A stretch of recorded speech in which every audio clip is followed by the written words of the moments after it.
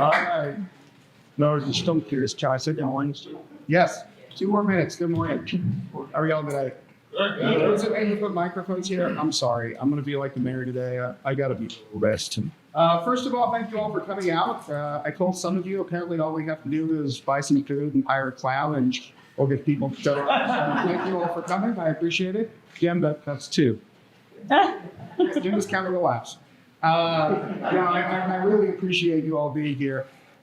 This is not an easy thing to do. To take on a role in a city as robust as McAllen is, there's a lot of pressure that comes with this. Just asking my wife, she reminds me every day. But I've had a lot of support along the way.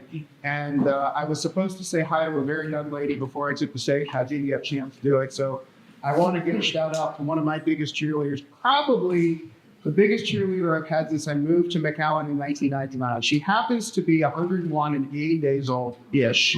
But Ceci Shapiro is right back over there. Yeah.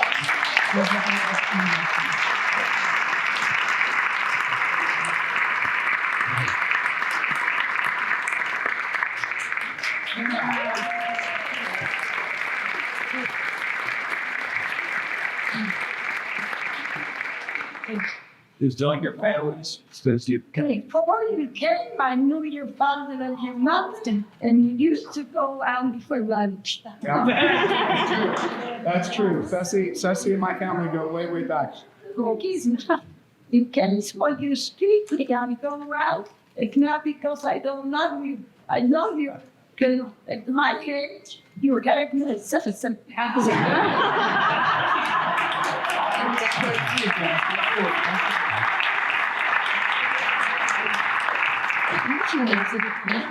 All right. So that's my inspiration. I want to make it to be as spry as she is. 60. Let's go. Okay. So I brought the budget, and I was going to talk about it, and we can if you want. I'll tell you, it's great. City Commission passed it. We lowered your tax rate a tick. So you're welcome for that. The exciting thing is we could do that because value in McAllen continues to increase. And what I really wanted to talk about today is why does value in McAllen is continuing to increase. And I think it's because the commission has challenged us, and we just talked about this at the press conference we had at the airport, to create a community of opportunity, to create a community of excitement, to create a community where there's something that is always happening. And as the municipality, as the government, I view our job as being the fuel for that engine. We're going to invest in what you need to be successful. And that is what we focus on in my office every day. Where can we take the excess dollars that we have in the budget? How do we invest those dollars into the community in a way that you can capitalize on? And who is you? You are the mom and pops. You are the local businesses. You are the banks. You are the industrial developers. You are the ones that are growing this community. And so as I stand here today, really the credit goes to you for recognizing the opportunity that's here and taking advantage of that. To do that, we have to do a couple of things, and we do those things pretty well. We start with public safety. Every single day, public safety is first and foremost in this community. And a large portion of the dollars that we are blessed to be able to use go to that. We have some of, dare I say, we have the best in the state of Texas and probably the United States, leading our police department and our fire department. I know the chief is here. I want to give credit to the chief real quick.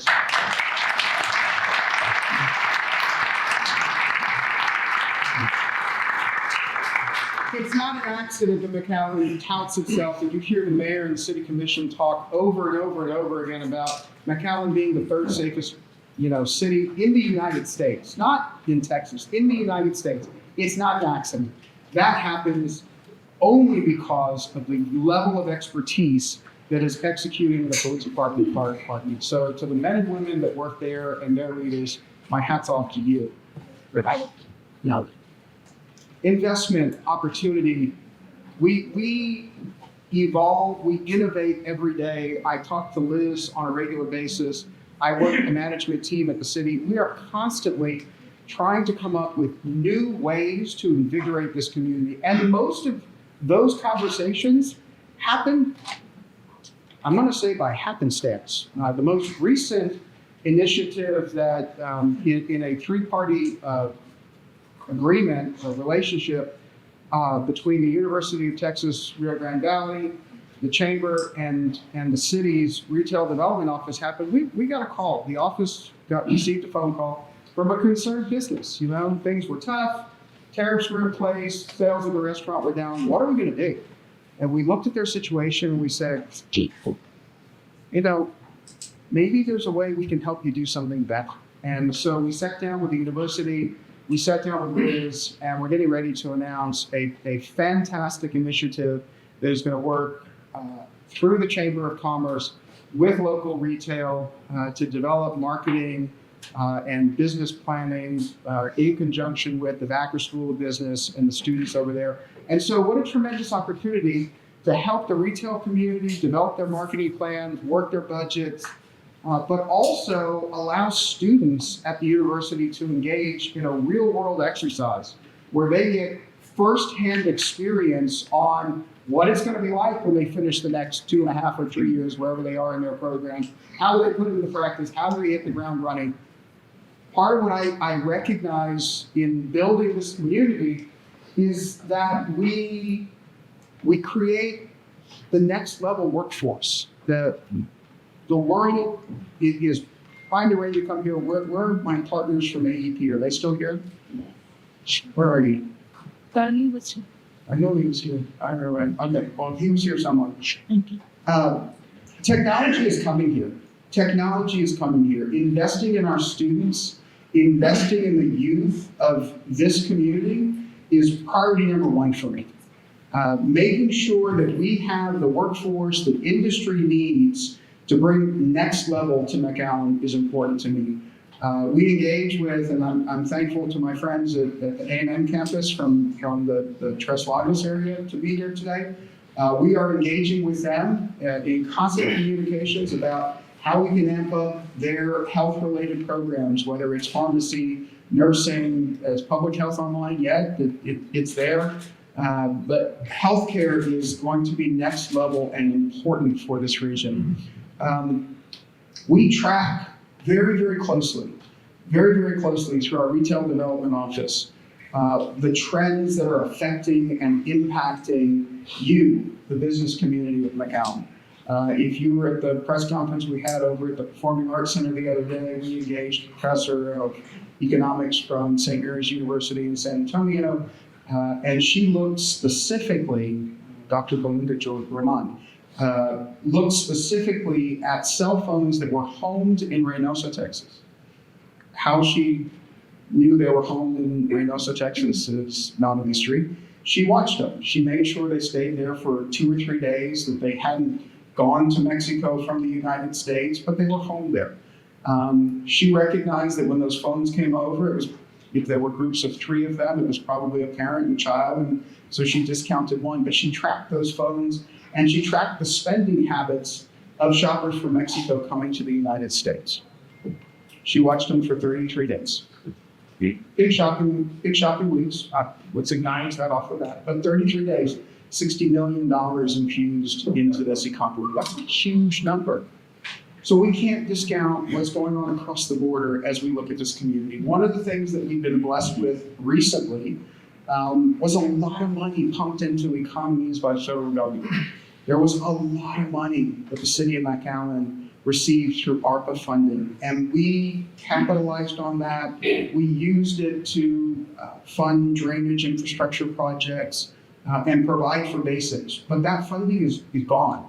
And so as we think about budgeting, as we think about what is next for McAllen, building opportunity and building the base is going to be critical to our continued growth. We can't think about how easy it was to have money and spend money. We've got to go out and start making the dollars that we need to provide you opportunity. And so we had the opportunity a year ago to make an announcement on moving. And rather than rush into that, we decided, let's take a step back. Let's look at it. Let's really think through what the potential is for this site. And we reworked it, we massaged it, we changed it, we talked about it, and there were a lot of conversations that went back and forth. But when you look at that 70 acres and where it's located, talk about an opportunity.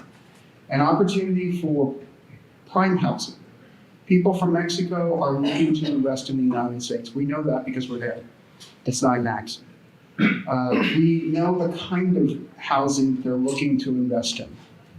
Single family, condominium style, multi-level. We know that there's an opportunity there being in a retail corridor. And so to provide that in a very upscale way, in a way that, and I say that meaning exciting way, things that we haven't seen here before, local, driven, but with some McAllen flair. A hotel, resort style, with attractions, so that we have, think about it, over 800 events a year at the McAllen Convention Center. That staff works hard. Is anybody here from the convention center? They turn that building over more than 2 times a day. That's incredible. And some of those conferences are multi-day conferences. With the proximity of that buoy development to the convention center, think about the level of conference we can start attracting and what that will bring from our visitors. You know, when we look at our ad valorem tax base and the revenue we see from that and sales tax, you can debate. Do we want to see ad valorem tax outperform sales tax? Do we want to see sales tax outperform ad valorem tax? I want to see both of them competing with each other. As long as they're on a trajectory upward, we're doing something right. We're bringing people here and we're convincing them that this is the place that they want to stay. So I haven't given you a lot of detail, but I'm happy to take some questions. The vision from my office, like I said, and I said this a year ago when I was here at the chamber, when you all hosted me, when the city commission hired me, retail is my background. It's what I come from. It's the way my brain thinks. I am constantly looking for an opportunity and a way to make somebody else successful today. So I would love to take your questions and address the issues that you want to hear that my office are ready on. So who wants to go first? Look at these. Yes, sir, Tony. And I talked to them about nature tourism, sports tourism, and our future on allows. Tony is convinced that one day I'm going to learn to like baseball. Write that down, Chuck. Big announcement with the work the Boys and Girls Club is doing on the old Bonham School property. How exciting is it to see that property turn into such a community asset? We are focused very, very heavily in cultural recreation and entertainment. We know that there is a huge demand for that. That includes sports tourism. And so the City Commission has allowed me to invest in some properties that we will be able to convert into additional fields in the near future. We're still working through the planning on what those look like, how we spread them out, what exactly we put where, but there's going to be a very large emphasis on attracting sports tourism. We know, because we're there a lot, that there is a demand in Mexico to come compete here in McAllen, in South Texas. And we know there's an opportunity to take some of the competition from North Texas and bring it down to South Texas. So a lot of emphasis right now, still in the early planning stages, in culture, recreation, outdoor, sports fields. I don't want to get too much into the weeds. I'll say something and then somebody asks me tomorrow, when is that going to happen? But look in the next year, you're going to start seeing workshops with the City Commission. You're going to start seeing what that plan looks like, where we put it. And let me take this opportunity, because I know Dr. Gutierrez is here, we've got some trustees from the school district here. A lot of these efforts are going to require a tremendous amount of collaboration, coordination with the school district, and we are tremendously lucky to have the community partners that we have in places of leadership, like at the school district, that are open to engaging with us and working with us on these projects. Quinta Mazatlan is weeks, months away from completion. I was out there yesterday. Oh my gosh. That is amazing. When you look at what is being planted there, when you look at what the new gardens are going to look like, botanical gardens anywhere in the world, nothing. What we are going to have here is spectacular. And that wouldn't have happened without our collaboration again with UT-RGV in participating with us in the Center for Urban Ecology, the school district, the public utility, the water utility, HEB, and a huge partner in that project, and we're excited about some announcements coming with our partners at HEB for that project. So just tremendous opportunities, Tony, for outdoor recreation, tourism. If you haven't been to Camp McAllen yet, I was there for the groundbreaking, and then I kind of left it alone for a while. Shame on me, I never took my wife there, so we're sitting around the house on the same day, and she says to me, I've never seen Camp McAllen. And I said, well, let's go. What a fantastic space that is if you haven't been out there. Take a fishing rod, throw it out in the water, go for a walk on some of the trails through the ski. It's really beautiful, and it's right in the middle of town. Right? Who would have thought you could do that? Fantastic. Good point. Yes, sir, Jim. We spent a lot of time in redevelopment as well. So, can you tell us the impact of land development, how best help you develop the week? Well, for everybody except Tony, it's going to make life better. Write that down, Jim.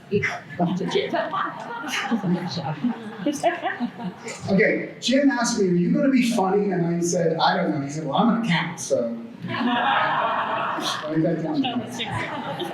He's trying to break my record. We weren't going to tell anybody that.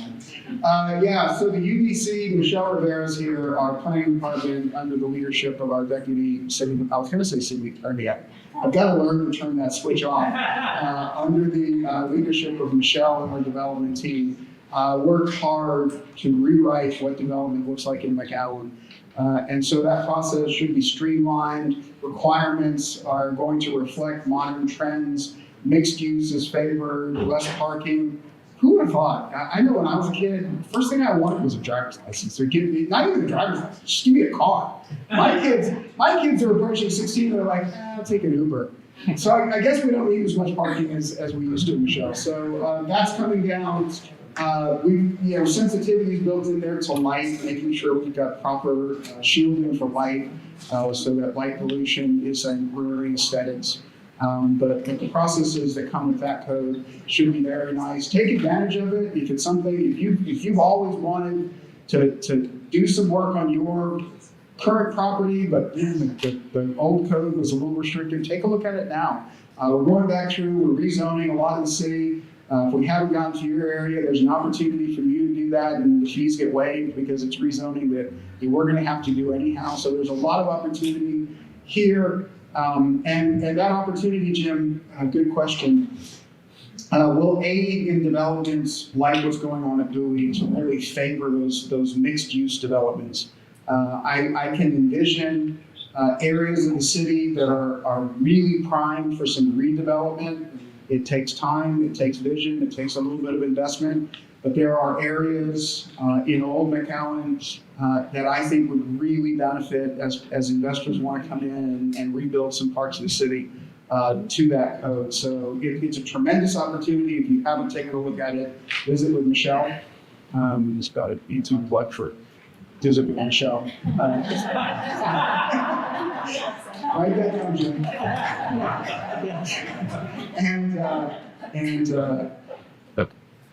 Yeah. What else? Yeah. And yeah. Can you talk a little bit about the desal project? Yeah, I'll talk about the desal project. Adrian, tell us more about the bringing a new water supply to this area. yeah. So that desal. That was a major objective when I was transitioning over from the city attorney's office into the city manager's office. We had talked about through several budget cycles on the MPU side, on the public utility side, the need for supplemental water sources. And many people probably don't know, we've got a couple of small wells that do supplement the water supply. That water is not so brackish that it requires special treatment. It can be pumped right into the system, and you may not know that we're doing that, but we've been doing it again. As water became a very major conversation this legislative session, we recognized we needed to get ahead of that, and we had an opportunity to get ahead of that. And so we invested a lot of political capital in Austin, working with the Valley delegation and neighboring communities to make sure that the state government funded water projects at the level we need. Right now, the public utility is working on a $300 million water desalination project, small project. That has, McAllen already produces excess water. We supply water to a lot of surrounding communities at times that they either buy water from us on a regular basis, or when their supply dwindles, they'll buy water that we already have. We now have the ability to supply that water not only on the as-needed basis, but on a continuous basis. We've got connections and flow-throughs from multiple municipalities around McAllen, and so we really can get from western Hidalgo County to eastern Hidalgo County with a water supply that McAllen Public Utility can produce. And so that was a critical project, lots and lots of time, elected officials up testifying in front of the legislature, working with Chewy and Terry on a regular basis, having conversations about what those projects need, when they will need them, and making sure that the dollars from the state would be available as those projects came online. So the first round of funding, the City Commission approved a meeting or two ago, and NPU is getting ready to start construction on the first test wells and to get that project in the works. So that is a tremendous excitement. We know that power and water are going to be the keys to sustaining the industrial growth that this area is poised to see, and so we're investing heavily in those commodities. I'm sorry. Yes, sir. About the impact economic of the also do a full cargo, so like I'm asleep. How can I forget that? I mean, we have Juan sitting here, he was smiling, and flagging me down. Direct attention. Nobody in that table was laughing. So we have to. Another tremendous opportunity. I had the pleasure to join the Texas Freight Advisory Commission this year, which is a subcommittee of TxDOT. And I attended my first meeting with that group in Amarillo a month ago. I sat down, I didn't know any better, right? I was myself, I sat down at the table, and everybody knows, if you know me, I'm a little short when I talk to people.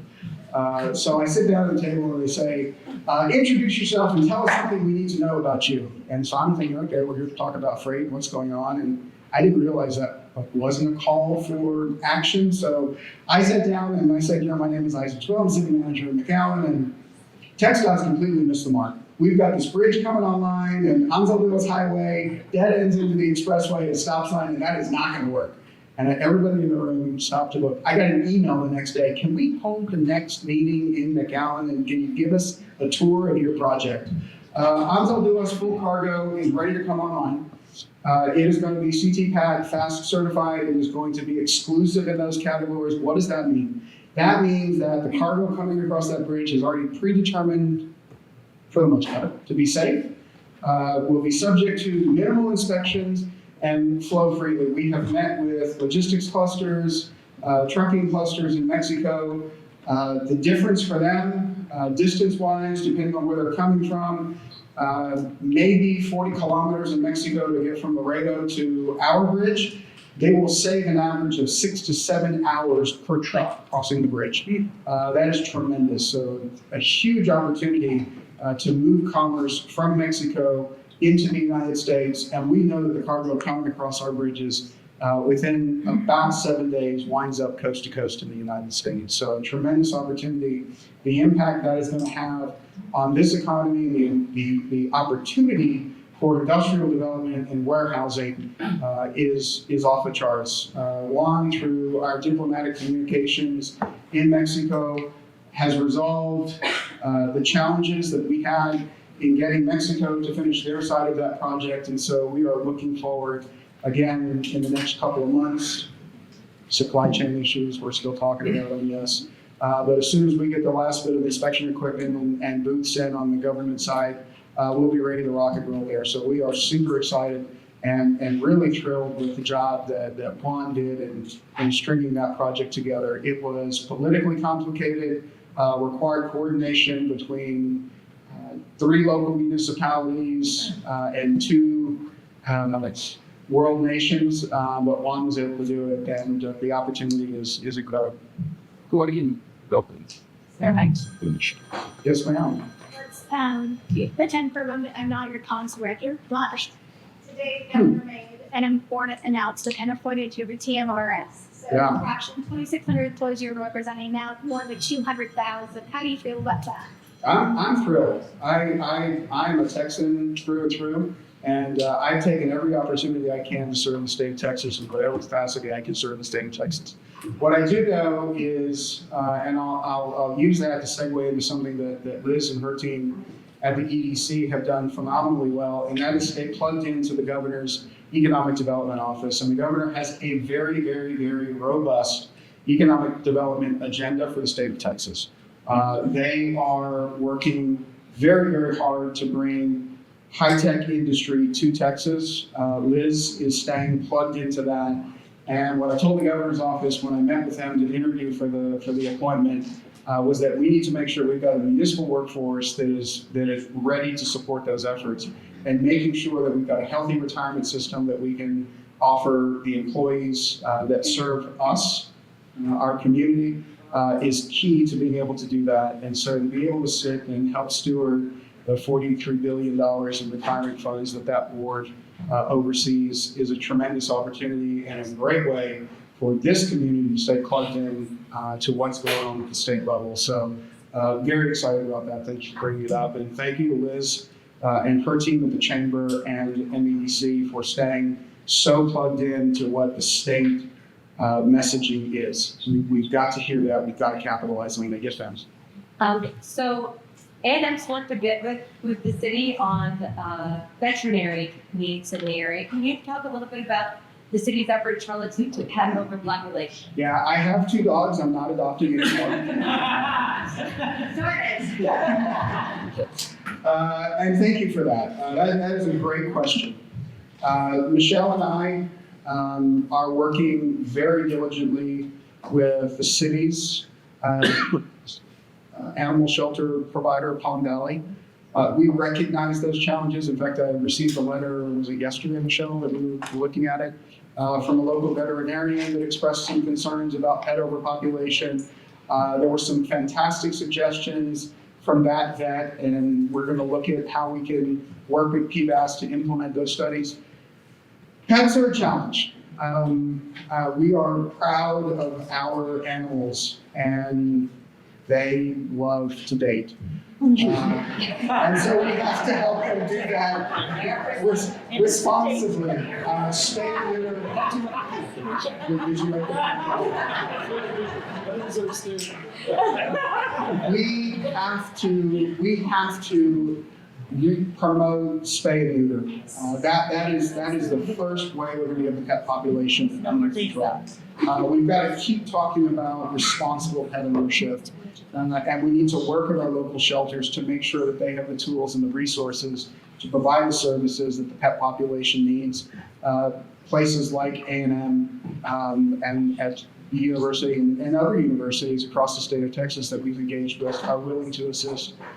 And I'll be honest, we need to do a better job in our execution and integration of the services that places like A&M have in working with PBAS. But the city commission, probably 18 months ago, maybe a little bit longer, encouraged us to move ahead with some major investment into PBAS and its program.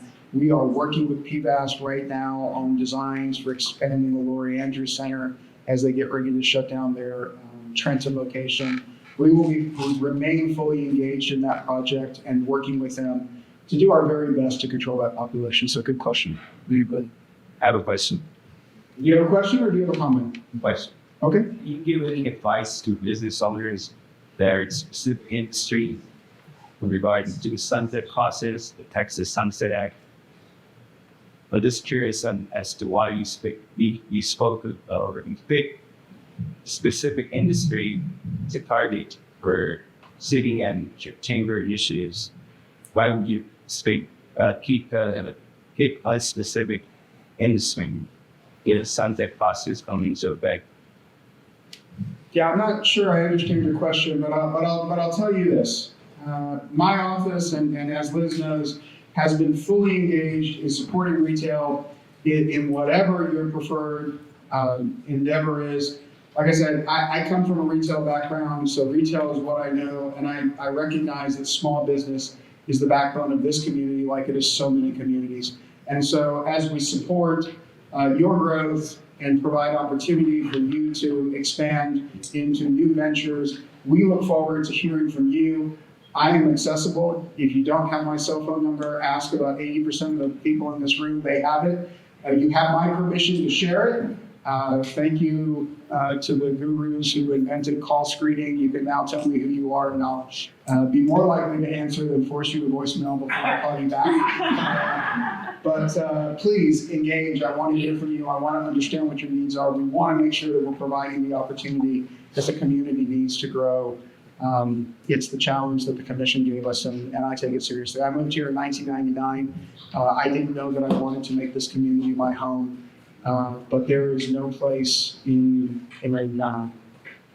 the places I have had the pleasure of visiting in my life that I love more than McAllen, and there's nothing more that I want to see than this community be successful. And so I look forward to hearing from you. I look forward to working with you.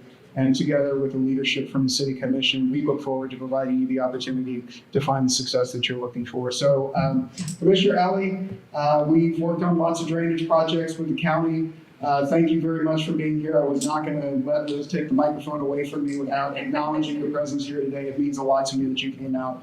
I want you all to know that Ellie has been the most gracious person I've worked with at the county. She's come up to me at several ribbon cuttings that we've enjoyed, and she's looked around and she says, you know, I have a few extra dollars. I think we could put into this and make it even better. That's the kind of partner I love. So thank you for your enthusiasm.